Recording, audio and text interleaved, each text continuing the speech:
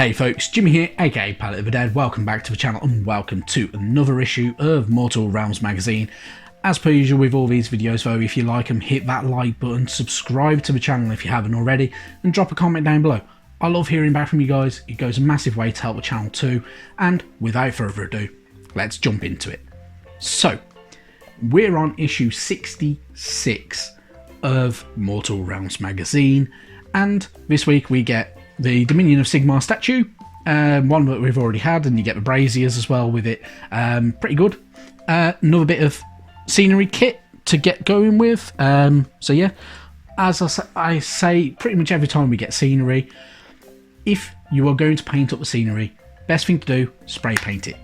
Get it spray painted in the same colour that you do in all your other scenery if you wish to. So whether you want to do it like sandstone, use wraithbone or something like that. If you want it looking like a kind of a grey stone, use a grey primer. So whether you're using the official Citadel paints, so Mechanica Standard Grey for instance, or if you are like me and you want to save a bit of cash, literally get down to your local Wilco or B&M Bargains, get yourself a light grey primer, use that, Agrax Earthshade or Norn Oil all over it as well, and then dry brush the entire bugger with a light grey, again like an Administratum grey or something like that, and yeah, then paint up all your details on top of that, and then you'll get a great looking stone effect. If you want it looking a bit darker, get a black matte primer and exactly the same trick. If you want to, you can mix up your spray paints as well, so you could use your black primer for instance, then use a dark grey over the top, just spray straight downwards onto it. So if you've got it built up like that, then vertically straight down, it will catch all of the areas. You may want to go around the sides a little bit as well to catch it a bit more, and then a light grey over the top of that to get the kind of a brighter highlight on it as well. But use it very, very finely, like a little bit of a mist, and you can get a bit of a good effect out of that as well. A very, very quick and easy effect for stone. Anyway, that's enough talking about spray paints and stuff like that. Let's crack on with it, shall we? So, we are greeted by the Nighthaunt Black Coach, possibly one of the best Nighthaunt minis in the entire range as well with these guys. So, Black Coaches are funeral carriages that come from the underworlds in the realm of death. They ride to war alongside the Nighthaunt processions, spreading ruin and mayhem in their wake. So, each of the Black Coaches contain an enchanted casket. Inside this casket are the remains of a powerful vampire or necromancer. As the Black Coach takes more lives, the body within begins to regenerate.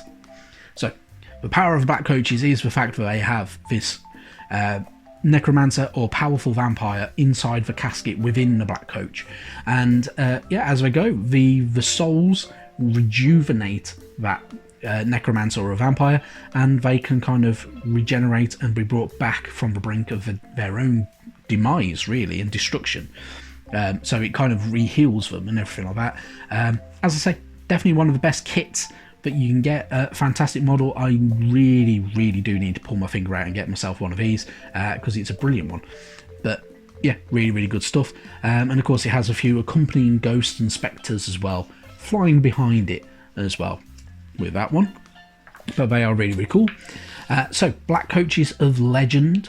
So there are legendary Black Coaches in the lore of the Nighthaunt. So it is claimed that the remains of a legendary necromancer, Pallas Thynel, are kept in a specially prepared Black Coach known as the Arisen Parade. Hordes of Deadwalker zombies rise up in its wake, clawing their way through the soil the Black Coach disturbs on its journey through the realms. Then there is Bloodcart. So centuries ago, the vampire lord Thorsten Vendrek was banished by a band of brave heroes. However, his evil lives on in a Black Coach. Clad in resplendent red and gold, his coach is known for the horrifying effects it has on the living. Any caught in its path are drained of their blood in moments. And then there is also the Bonebreaker. So the remains of the abhorrent Archregent Aksash the Magnificent are kept in the black coach carved from the tusks of garish monsters. When this coach rides, those it passes are overcome with the incredible hunger, a hunger that can only be satisfied by feasting on the flesh of the living. So, 3 black coaches of legend. So, with Bonebreaker, he basically turns normal, regular people who it goes past into ghouls themselves and turns them into cannibals, which is a pretty cool effect, pretty different as well, which is pretty cool. Bloodcart, of course, draining blood from anybody who he has caught in its wake and its effects and everything like that. And then the Arisen Parade just basically brings forth Deadwalker zombies, which is a fantastic idea. And if you are getting the new Deadwalker zombies that have just come out, you can have a bit of an army with a black coach kind of leading the way and bringing those up from the depths. Creatures of Chaos is the next page. So Chaos creatures, of course, there are loads of different ones. So there are cockatrices, chimeras, and much, much more. So the wilds of the mortal realms teem with the chaos-tainted creatures great and small.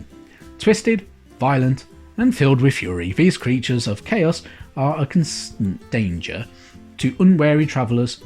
Such monsters cannot be tamed, but they are known to join the beasts of chaos in their destructive stampedes. So, cockatrices and chimeras are, of course, from kind of mythological history in real world as well, in all honesty, as well as a lot of other bits and pieces. But there are other things as well. So there are razor gores, which just look absolutely nutty, but are kind of like, all their muscle is on the outside of their body, essentially, with them guys. There are the gargants themselves, which are, of course, your giants.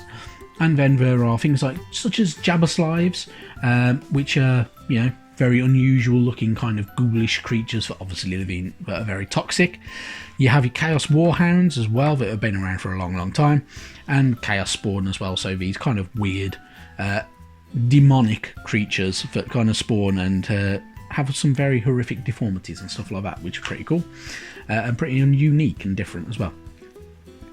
Then we've got information about the storm host, that is the Celestial Warbringers, which there are no greater joy for the Celestial Warbringers than to righteously smite a worthy foe. Every warrior of this storm host is drawn from a single tribe, offering them unity matched by few other forces. So, with the Celestial Warbringers, they have a different kind of pattern scheme, of course. So they have the kind of the pinkish, reddish pink kind of colour scheme, with white and gold. The shields are white. They have the Twin Tail Comet shield as well, which you were able to buy as upgrades and stuff like that. Getting hold of it now is a pain in the ass, but you can get hold of them from some places still. And they have some unique kind of lore and history behind them as well, which is always fun to read, and definitely worth having a nosy through and stuff like that as well. How to build, very, very simple, very, very straightforward. You can't really go wrong with it. Just, stick it all together, and that's away you go. How to paint, as I say, entirely up to you. If you want to hand paint them, you can. I really, really wouldn't personally, just because it'll take you forever. It will use up a lot of paint, and it'll be a pain in the ass. Spray paint it. Definitely 110% spray paint your statues and stuff like that. Far, far easier. You can spray them on the sprue if you wanted to, or you can build it up and spray it. If you build it up and spray it, you have got to make sure you're getting in all the little crevices and everything like that, which is why I personally always spray paint on sprue with these guys. So, but you can get some very fantastic looks. With some of your bits and pieces, so like flames, for instance, literally their techniques are very, very good. If you have things like some of the contrast paints, so such as Gryph-hound Orange and stuff like that, you can make your kind of the depth of your colour for your flames a little bit different. Same with if you use a bit of Blood Angels Red on it and everything like that as well to make it deeper, and then use a bit of Dryad Bark and Abaddon Black over the top as a dry brush. You can make it look fantastic, really. I will do some kind of follow-up videos where I will actually show how I'm painting them after spray painting, but very, very, very easy, really. You can't go too far wrong with them. So good stuff. And And of course, alternate colour scheme. So they are mentioning that you can do a black colour scheme, which is also a very, very good idea. If you want to do it like a basalt kind of black, bad and black, very, very good. But as I say, use a black primer instead. Far, far easier, far, far cheaper in the long run as well. You can do some pretty cool little features. So if you want to do your highlights, you could do it like they are with Cantor Blue and Corax White. You could also use, for instance, Incubi Darkness, which would have a very, very good effect as well, because it looks very, very good on black, and it's very kind of muted. You could use good old Corvus Black as well, which is a kind of a greyish black, and then say Mechanica Standard Grey or something like that as well with it, and that will give you some very good features. And then you could just literally go into all the recesses with your reds if you want to have them to have red recesses, and make them look kind of volcanic in effect. Entirely up to you though how you want to paint it, but have fun with it really. Try what you think might look good, and I'm sure you'll get a really, really good result out of it. Moving on though, you've got some more tutorial sections. So this is about the tactics of piling in. So this is where you literally lump a load of your units and kind of plow into them all. So you can use a lot of kind of like your horde style units. So like for instance, you're kind of using your chain rasps to kind of pile into them, and pile into the stormcasts, for instance, like they are in this example, and which will give them a bit of a boost and everything like that as well. So you can kind of move around and get everything within certain ranges and all that type of stuff as well. You can use piling to get closer to objectives as well if you wanted to, and you can stop charges as well with it. So there's quite a few little ways of different means of using it into a good effect inside of your games. Then of course we're carrying on with the Realm of Akshi. So this is number 6 for the kind of battle plans. So we have Blood on the Wind, which underground storm vaults often serve as prisons for dangerous entities. So this one is basically a place of danger, excitement and passion, of course, which actually always is, and a few bits and pieces. So there is a storm vault hiding a forgotten evil within it as well. Don't forget your lists for what you can use in this battle plan if you're going to play it. You've got your 3 objectives literally going across and have it being on one side each. So very, very easy to get your objectives, in all honesty, and yeah, very, very good stuff. So pretty easy to use. You're going to have a lot of units to use up as well. Very, very good with that one. And then of course next week we get Asteria Soulbright, fantastic easy build model, another great Stormcast Eternal champion. And then issue 68 we get some Bladegeist Revenants as well. So some really, really good stuff coming up. Really churning through all the issues now, so it's not going to be too long until we hit issue 80 and the series ends really. So with that though, if you were enjoying Mortal Realms and you want to get in with the new edition that is going to be coming out this year, on Saturday I will do a catch-up video going through all the reveals that they're going to do on Saturday evening, concerning the new edition of Warhammer Age of Sigmar. So I doubt there will be a release date for it straight away. I may be wrong on that, but I don't believe that there will be. But yeah, we'll see some really good stuff, I'm hoping. Some new Stormcast Eternals, which should look absolutely fantastic, and everything like that as well. And we'll go through a breakdown of what's changing in the Mortal Realms leading into the new edition of the game. Thank you very, very much for watching, and I'll catch you next time. Bye bye now.